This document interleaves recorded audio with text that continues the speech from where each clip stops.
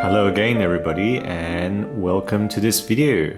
And what I have here today is a box, obviously, and some of you probably do recognize the styling of this box.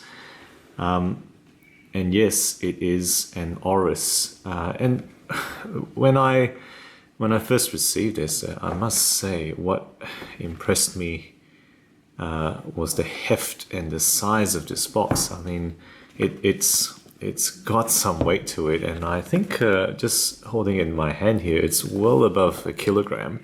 Well above 2 pounds in weight, which is impressive. I mean, there is no wood in it, as far as I can tell. At least nothing visible, but it's a solid material. And yes, weight is obviously not everything. More weight doesn't always mean better, but I think at this price point, Oris have really done themselves well with putting this amount of packaging into their presentation. Really, this amount of efforts and thought. So that, I mean, there's a lot of videos on this. I don't have to go through it in detail, but it's a solid inner box, and they have nice presentation material for their manual. It opens out here into 3 with that center product manual, international service locations, and warranty conditions, and of course space for the cards on the left side over there. So enough of that. I'm going to just move those away and get on to looking at the watch itself. And you've seen, as I took it out of the box, that this what we have here today, of course, is the Oris Aquis Date. This particular version is in the black bezel with the sunburst blue dial, but it's a very subtle blue, I must say. I was a bit surprised how dark it was when I first looked at it, but it is obviously a blue. In this lighting, it looks almost black, but definitely when you go outdoors, it is an obvious dark blue, and there's a subtle sunburst. Some people may not appreciate how subtle it is, but I think it works.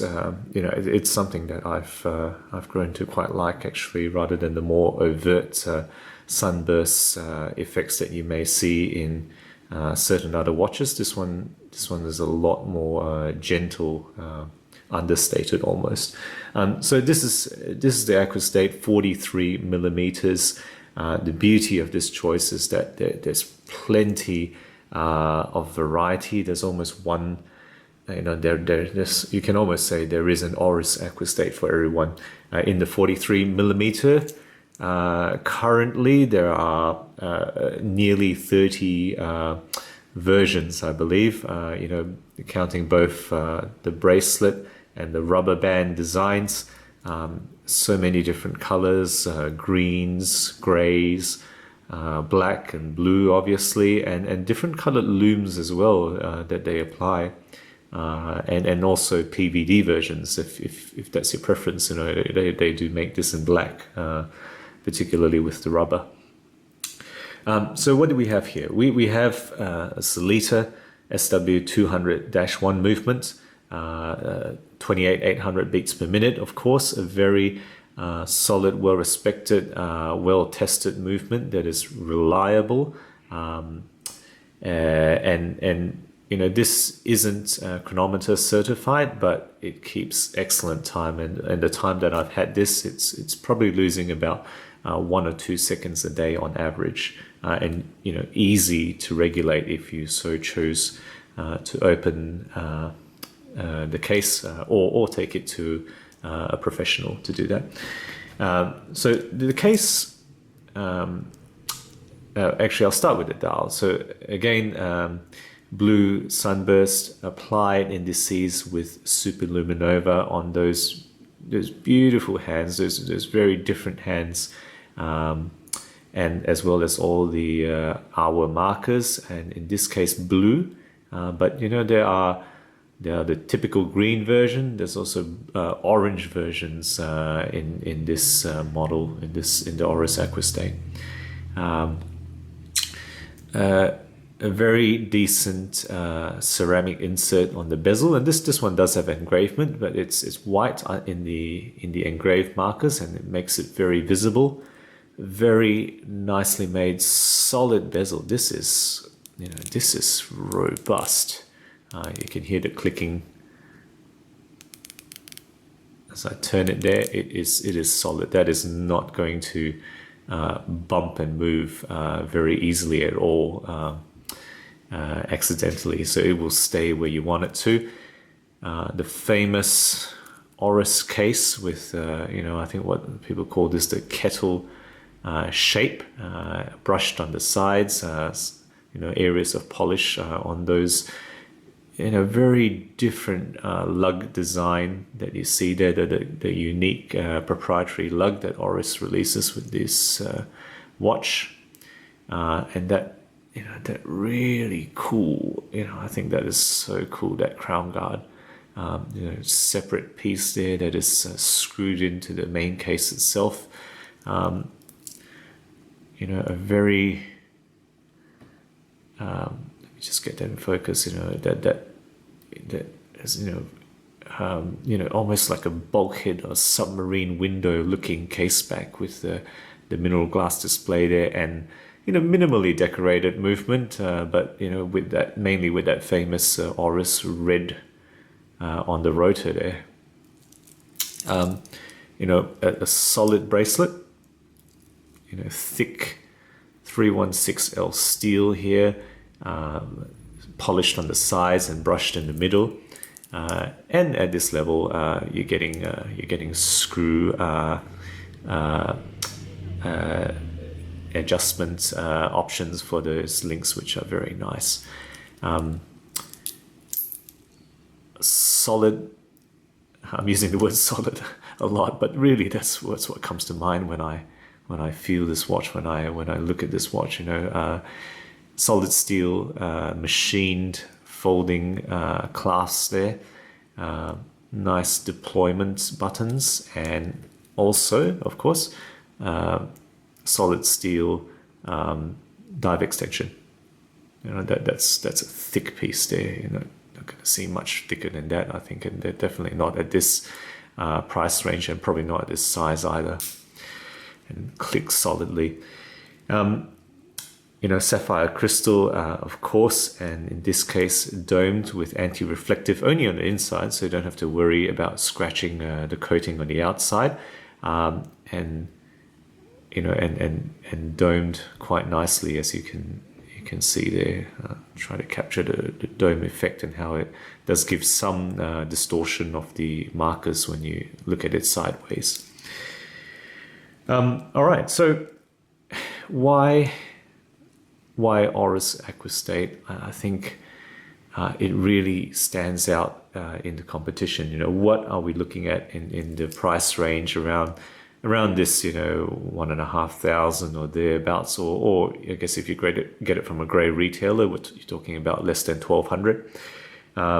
You're talking Rado, the D-Star 200, Longines, Hydro Conquest, Glycine Combat Sub, Christopher Ward Trident, and other notable ones, the Squale, Atmos. That one's a little bit more difficult to get, but it's a very nice watch.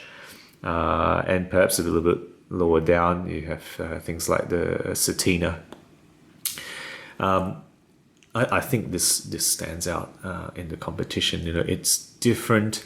It really does everything a diver's watch should do exceedingly well. It's really a design like no other. This combination of that case shape, those lugs, that dial with those hands, which are again different to every other I guess competition watch out there. Oris really have a lot of street credibility. You know, they don't seem to have any bad rep. They've kept away from any controversies. They are well known. You know, people do know what an Oris is. They had relatively high visibility. You know, I was just in Kuala Lumpur not so long ago, and they had a boutique kiosk fairly centrally on the ground floor in the biggest shopping center in the country. You know, they are visible. They previously were in Formula One with Williams. Don't really know where they still are. I've stopped following that, but you know, they certainly do have visibility and brand recognition. What's negative about the Oris Aquis Date? Not much, really. Not much that I can pick on. You know, I guess you can complain about the proprietary lugs that you can't, you know, swap out for, you know, the standard aftermarket bracelets or bands, particularly if you're into NATO straps. Although I think they may be releasing an adapter for that. I might be mistaken. I haven't seen it myself, but I think I read something about that. What else can you criticize? Well, you know, maybe the polished external links. You know, people seem to prefer it in the middle and having brushed on the outside, so that you know, you don't have that easy to scratch polished surface. But you know, you can see I'm really clutching at straws here. This is an excellent dive watch, an excellent watch at this price point, and certainly comes, you know, very highly recommended by so many sources. So much love for this out there. I can't recommend this enough. So there you have it. That's my review, my opinion of the Oris Aquis Date.